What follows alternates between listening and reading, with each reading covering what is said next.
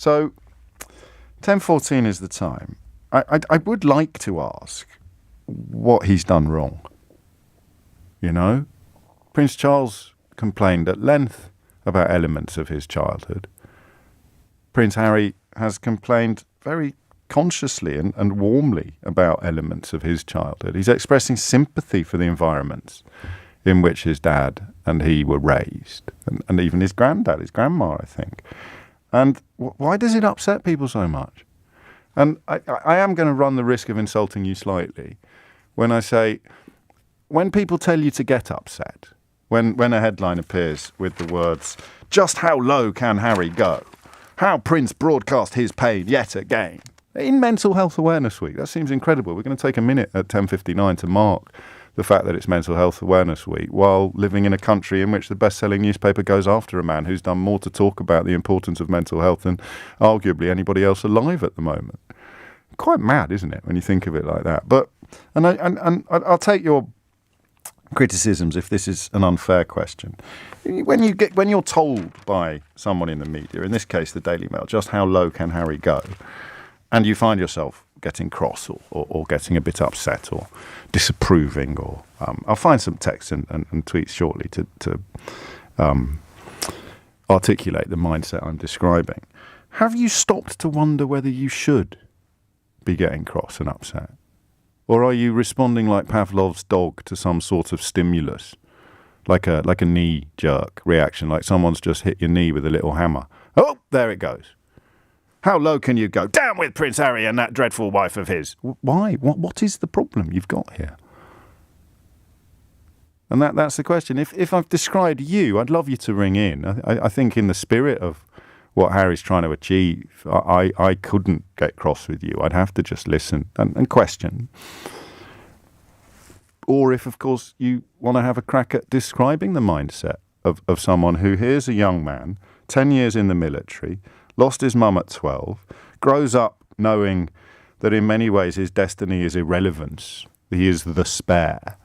Determined to find a role for himself, determined to find some sort of meaning in life, falls in love with a woman who helps him find it. And rather than being a latter-day fairy story, somehow they end up being demonized. Why? Today, we're diving into a powerful moment from an LBC Live broadcast, where James O'Brien passionately defended Prince Harry amid intense media criticism. Stay with us as we break down James's arguments and why Harry's actions are being unfairly scrutinised. After Prince Harry candidly shared his thoughts on his upbringing and the challenges he faced within his childhood environment, the British media wasted no time in attacking him. Headlines branded him as a complainer, questioning his motives and integrity. But what exactly did Harry do wrong? Enter James O'Brien, who asks the pressing question on everyone's minds: what has Harry done wrong by simply sharing his thoughts? James, known for his insightful and direct approach, couldn't comprehend why Harry's honest reflections were causing such an uproar. It's a valid question, especially considering the media frenzy that followed. James O'Brien went further, questioning why it upsets people so much when Prince Harry speaks his truth. He delved into the deeper societal issues, pondering why honesty and vulnerability are often met with such harsh criticism, especially when it comes from someone in the public eye.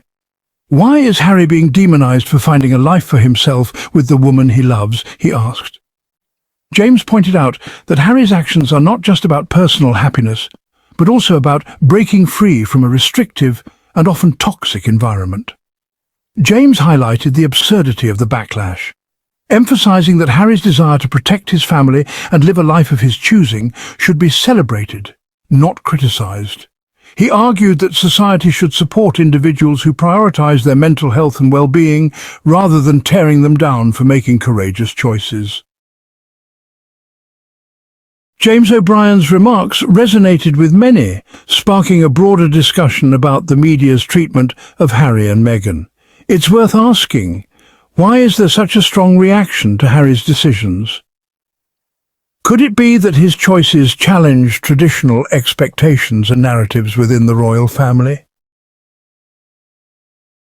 James O'Brien's defence serves as a call for empathy and understanding, urging us to look beyond the headlines and see the human being behind the public persona. He reminds us that at the core, Prince Harry is a man who wants to live authentically, striving to be true to himself and his values, away from the toxicity that once surrounded him, seeking a life of peace and normalcy that many of us take for granted. As fans and supporters, it's crucial we continue to stand by Harry and Meghan, offering our unwavering support and understanding, championing their right to happiness and self-expression. By doing so, we not only support them, but also advocate for a more compassionate and empathetic society. James O'Brien's powerful defence of Prince Harry is a reminder of why we, as the Sussex squad, support Harry and Meghan. His words resonate deeply with us, highlighting the importance of standing by them.